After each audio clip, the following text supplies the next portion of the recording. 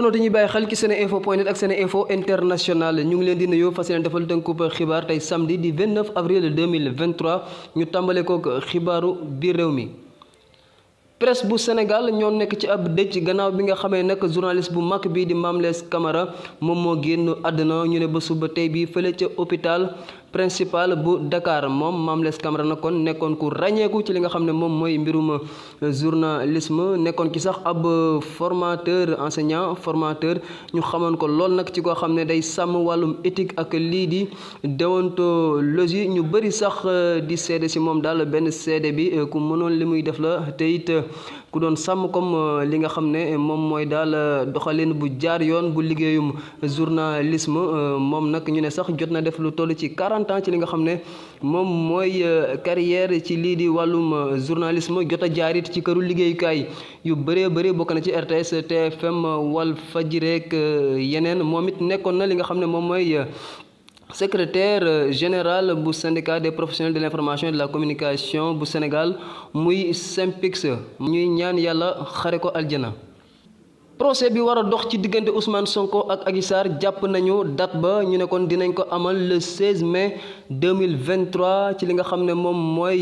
chambre criminelle boobule mbir nag yàgg na loolu ñu koy xaar moom Ousmane Sonko nag ci mars 2021 la ñu ko daal inculpé woon placé ko nag ci contrôle judiciaire gannaaw bi nga xamee nag kii di Adji Sarr moom moo ko tuumaaloon ne da koy sàkku wante di ko menacé de mort boobu ba léegi nag ñuy xaarandi kon li nga xam ne moom mooy bile procès moom Ousmane Sonko nag moom daa gis ne daal saa su annoncé rek ab tournée populaire dina gis ne daal geneen wet ga muy daal ñi faree ci ki nga xam ne mooy nguur gi kon dañuy mel ñu tiit te it di ko jéem a fexeel. Adji Sarr it àdduna jëmale ci annonce bi le procès moom nag nee na mbir mi yàggoon na lool wante nag mu ngi sant yàlla ndax nee na daal bile mbir dégg na ci lu ne wante it fàttewul fukki nit ak ñeent ci ay ndaw Sénégal yoo xam ne kon ñàkk nañ ci seen bakkan ba tax kon mu ne problème doon xaar la te nag mu ngi woo ñëpp ci ak dal mu jàpp ne kon dëgg dina feeñ gannaaw bi nga xam ne kon jàpp nañ bile procès. waa parti démocratique sénégalais ñoom nag joxe nañ seen taxawaay ci appel au dialogue bi nga xam ne njiitu réew mi Macky Sall def na ko ñoom nag ñu ne point de discussion maanaam daal lañ ca war a waxtaanee te njiitu réew mi Macky Sall wax ko ñu ne li ci mel ni parrainage beeg amnistie Khalifa Sall ak révision bu procès bu Karim Wade ñu ne daal loolu kon doyagum na leen kon wante nag am na yeneen ñoo xam ne kon ñu ngi koy xaar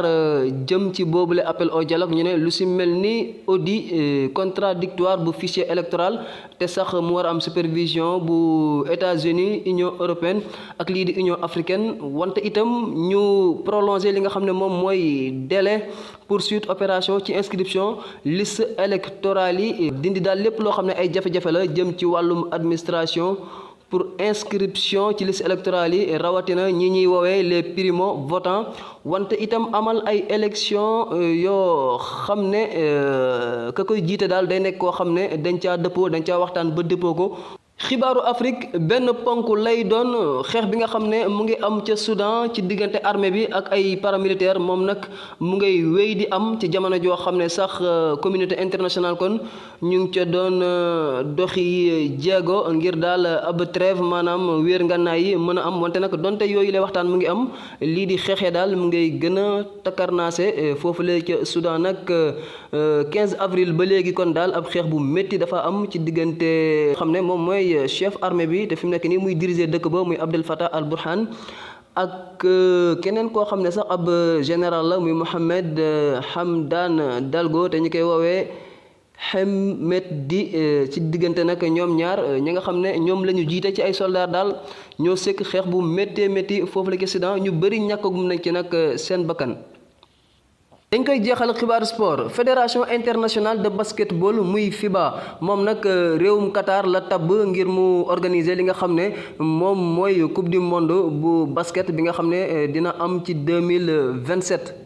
réewum Qatar nag ñu fàttali ne kon moom moo dalaloon coupe du monde football bi weesu te mu amaloon ci nag ab organisation bu mucc ayib bu dee nag 19e édition bu coupe du monde basket bi nga xam ne ren la war a am ñi koy dalal nag ñoom ñooy Indonésie Japon ak Philippines. askanu Sénégal ak bitim réew seen groupe d'information bi di Sen Info International ubbil na leen ay buntam ci www.seninfo.net ngir ngeen di mën di am bépp xeetu xibaar ca ba mu jotee ci ay anam yu wóor moo xam xibaaru politique la ci wàllu culture bi cosaan ak aada xibaaru tàggat yaram xibaaru diine ak lépp lu xew ci àdduna bi mën ngeen a abonné wu ci YouTube bu Sen Info International ngir xam li xew ci seen réew ak fépp ci àdduna bi seen groupe d'information Sen Info International ndimbalu askan wi moo ko tax a jóg.